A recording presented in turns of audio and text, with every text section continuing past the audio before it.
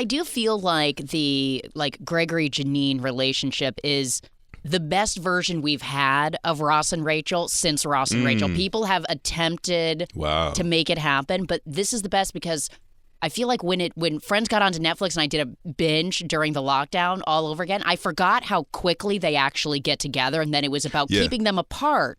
And I think people sort of misremember this, and I actually love that there's been shades of you two almost coming together, but not, because in ways, I don't think I could emotionally deal if there is a breakup. So in a way, no, don't. It is helpful. Tyler, catastrophic. Don't do that to us. And so catastrophic. It would be catastrophic. And so I am curious, like, what conversations have been thrown out about it, and like what, maybe if there have been conversations from the writer's room of like, we almost did it, we almost put you guys together, but then we were like, we can't.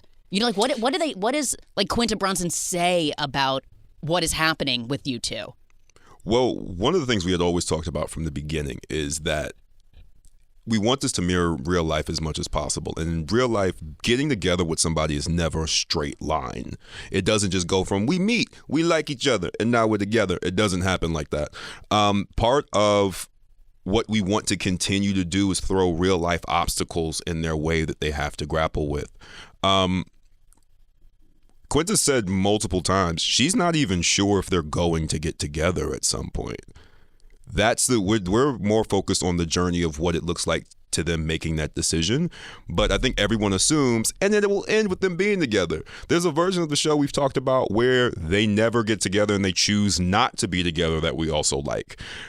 So the writer's room is sometimes split 50-50. Like there's several storylines that we've talked about that half the writer's room hates, half of them love, and then we'll figure out where it actually goes. But there is no actual end game by way of they for sure get together. There's a great payoff here.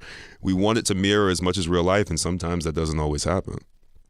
I'm so shook that like, wait a second. What? There's a possibility they won't. If I don't No one ever thinks about that. No one ever thinks. There's a real possibility that it just never comes together. I think there will be a rip in the space-time continuum if they don't get together. Like, are you ready for that? Are you ready to take that on?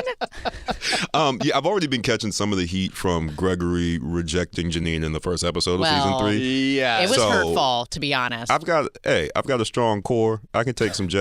Oh my God! Right. Yeah, but it was like Hugh Grant telling Julia Roberts after the "I'm just a girl" speech. She was like, "No, he's gonna regret it. Tyler's going to regret it because it was basically on found footage, like a horror film, which made it extra terrifying. It extra bad. Like you weren't supposed to see this. And part of what's interesting is we shot that scene like 8 to 10 different ways.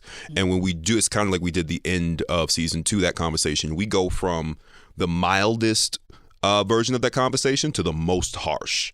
And then they'll find what they want in the edit. So I'm not even, I haven't seen the episode. I don't even really know which version they picked or what they cut together.